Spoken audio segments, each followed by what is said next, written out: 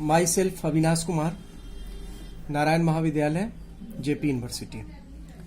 आज हम BA part 1 के हिस्ट्री ऑनर्स के टॉपिक बुद्धास टीचिंग यानी बुद्ध की शिक्षा पर चर्चा करेंगे। हम देखते हैं कि लगभग 6वीं शताब्दी ईसा पूर्व में गंगा घाटी क्षेत्र में, जिसमें उत्तर प्रदेश एवं बिहार का भाग शामिल है, मिडिल गैंगेटिक प्लेन में लगभग 62 धार्मिक संप्रदाय थे, जिसमें रिवोल्यूशनरी थे, 2 क्रांतिकारी थे, जिसमें बौद्ध एवं जैन धर्म थे। ये दोनों क्रांतिकारी थे। ये दोनों क्रांतिकारी किसके रिस्पेक्ट में थे? वैदिक धर्म के, और कुछ अपने दर्शन में भी एक नए ढंग के थे।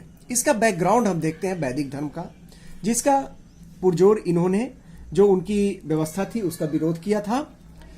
अगर हम देखते हैं कि वैदिक काल में 1500 से 600 ईसा पूर्व का काल माना जाता है वैदिक काल। इसमें से 1500 से 1000 ईसा पूर्व का काल जो है वो है ऋग्वेद का काल। ये जो समाज रहता है ऋग्वेद का, वो काफी समता मूलक है।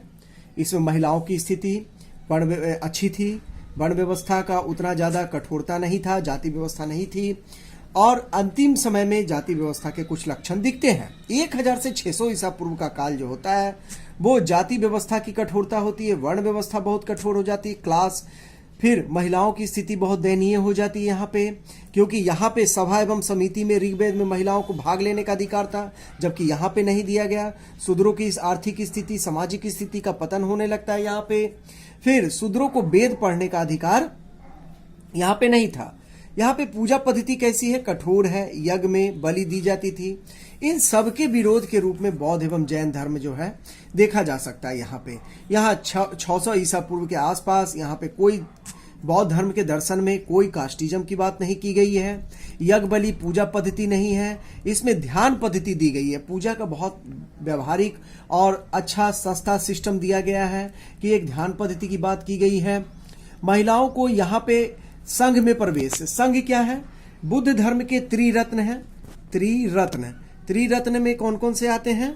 एक तो बुद्ध खुद है, फिर धम्म है और संघ है। तो बुद्ध, धम्म और संघ को त्रिरत्न कहा गया है। तो संघ में महिलाओं को प्रवेश की अनुमति दी गई, यानी कि महिला सशक्तिकरण की बात की गई, जो इससे बेहतर स्थिति इसमें है। अहिंसावादी संकल्पना है। इसमें कृषि में जो बलि वगैरह दिया जा रहा था उसका विरोध किया गया, यानी कृषि मूलक अर्थव्यवस्था को बढ़ाने वाला है। ये सब कारण थे जिसके कारण बौद्ध धर्म का काफी डेवलपमेंट होता है यहाँ पे। फिर हम इस एक डायग्राम के माध्यम से बौद्ध धर्म के टीचिंग्स को समझने का प्रयास करते हैं कि इसका इम्पैक्ट किस किस क्षेत्र पे पड़ा। तो social impact, spiritual impact, other impact and political impact देखते हैं। देखिए, सोशल और स्पिरिचुअल जो है हमारे समाज में एक दूसरे में इस प्रकार से गुथे हुए रहते हैं कि सोशल का इम्पैक्ट स्पिरिचुअल पे, यानी समाज का प्रभाव धर्म पे, और धर्म का प्रभाव समाज पे पड़ता है। तो हम देखते हैं कि धार्मिक क्षेत्रों में काफी ज्यादा प्रभाव पड़ा इसका। ये बहुत सारे जो खास करके जो क्लास में, वर्ण व्यवस्था के क्लास में जो निचले वर्ग के लोग थे, उन लोगों ने बहुत सारे जो है बौद्ध धर्म को अपना लिया, और बौद्ध धर्म का विस्तार एवं विकास बहुत तेजी से होने लगा था। इसका सोशल चेंज में हम देखते हैं कि महिलाओं की स्थिति काफी अच्छी हो गई, वर्ण व्यवस्था में शूद्रों की स्थिति अच्छी हो गई, जाति व्यवस्था का कोई बात नहीं था यहाँ पे, और भी बहुत सारी जो मोरालिटी की बातें इसमें की गई। इसके अलावा हम देखते हैं पॉलिटिकल इम्पैक्ट के रूप में कि किंग के द्वारा, यानी अशोक वगैरह के द्वारा, मौर्य सम्राट अशोक के द्वारा इसको अपनाया गया, और आरंभ में मगध के शासकों के द्वारा इसका अपनाया गया, बौद्ध धर्म को अपनाया जाना। तो इस प्रकार जो बौद्ध धर्म जो अपना रहे हैं, इसका इम्पैक्ट हमारे राजनीतिक व्यवस्था पे भी पड़ा। जैसा एक क्वेश्चन सामान्यतः लोग बनाते हैं कि बौद्ध धर्म के आने के कारण अशोक ने बौद्ध धर्म को अपनाया, और मौर्य साम्राज्य के पतन में क्या बौद्ध धर्म अपनाया अशोक के द्वारा, या अशोक के द्वारा शांतिवादी नीति क्या उसका एक कारण था? खैर, वो एक अनुसंधान का विषय है, उस पर बाद में चर्चा करेंगे। फिर हम देखते हैं कि ये बौद्ध जो है, इनकी टीचिंग की ये काफी प्रैक्टिकल टीचिंग है। इन्होंने अपने आप को सांसारिक समस्याओं में ज्यादातर लगाया, और धर्म की बात, चाहे मोक्ष की बात नहीं की है। इस तरह से दूसरी तरह से कि भाई जो आज समस्या है लोगों की, उसका निदान किया जाए। तो ये प्रैक्टिकल रिफॉर्मर है। Life is full of sorrow. इन्होंने कहा कि संसार दुखों से भरा है, और संसार जो है दुख से भरा है। इसमें बताया 4 आर सत्य में: दुख, दुख समुदाय, दुख निरोध, दुख निरोध गामिनी पतिपदा। इसके अलावा 8 फोल्ड पाथ दिया उन्होंने इससे पहले हम बताएंगे प्रतीतीय समुत्पाद। प्रतीतीय समुत्पाद क्या है? ये बुद्ध के उपदेशों का सार है। बुद्ध के जितने भी उपदेश दिए हैं उसका पूरा सार जो है प्रतीतीय समुत्पाद है। यानी कि किसी प्रतीतीय माने होता है किसी के होने से, और समुत्पाद माने उत्पन्न होता है। तो ए के कारण बी हुआ, तो वो कारण इसमें बताया गया। इसको हम दूसरे चैप्टर में डिटेल से बताएंगे।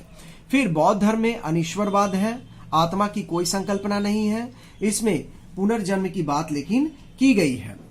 8 फोल्ड पाथ जो है वो क्या है? अष्टांगिक मार्ग जिसको कहते हैं, ये इंपॉर्टेंट पार्ट है बौद्ध धर्म का बहुत ज्यादा।